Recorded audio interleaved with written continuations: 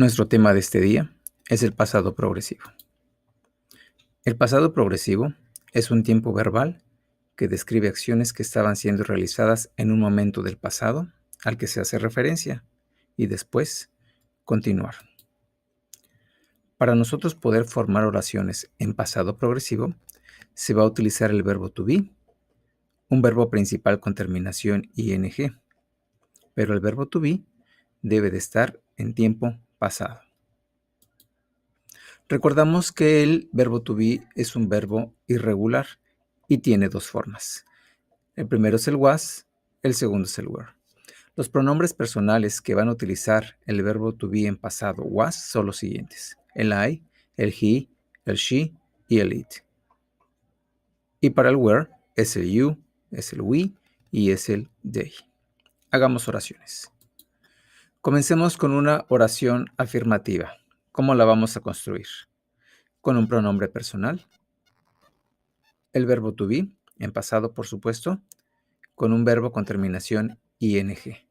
Recuerden que los verbos en inglés con terminación ing en español tienen la terminación de gerundio. Agregamos también un complemento. ¿Cómo nos queda el ejemplo? I was talking with my sister. Ponemos aquí el verbo to be was porque tenemos el pronombre personal I. ¿Y qué significa esta oración? Yo estaba hablando con mi hermana. Pasemos a la forma negativa. En la forma negativa tenemos prácticamente la misma estructura gramatical. Simplemente la diferencia es que el verbo to be va a estar en forma negativa. Para este ejemplo cambiamos el pronombre personal por they y por supuesto que también cambiamos el verbo to be. ¿Cómo nos queda la oración?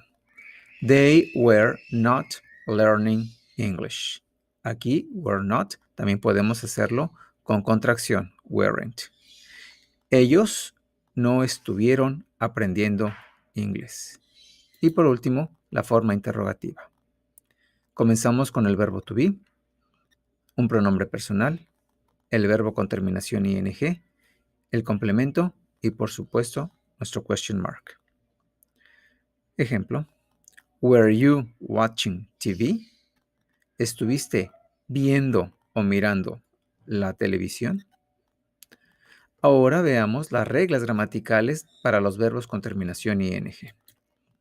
La regla general me dice que a todos los verbos les voy a agregar al final la terminación ing, menos a los verbos terminados en e.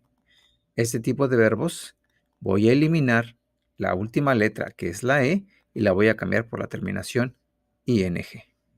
Los verbos que terminen con i latina e, voy a eliminar dichas letras, la i y la e, y las voy a cambiar por la terminación ing. Fíjense, aquí tenemos take, taken, die, dying.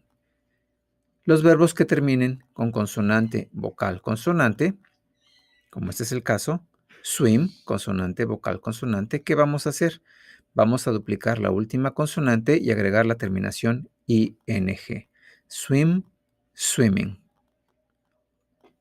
Ojo, por favor, no duplicamos Y y no duplicamos W. Aquí tenemos dos ejemplos. Play, consonante, vocal, consonante, playing, no duplicamos. Draw, consonante, vocal, consonante, no duplicamos.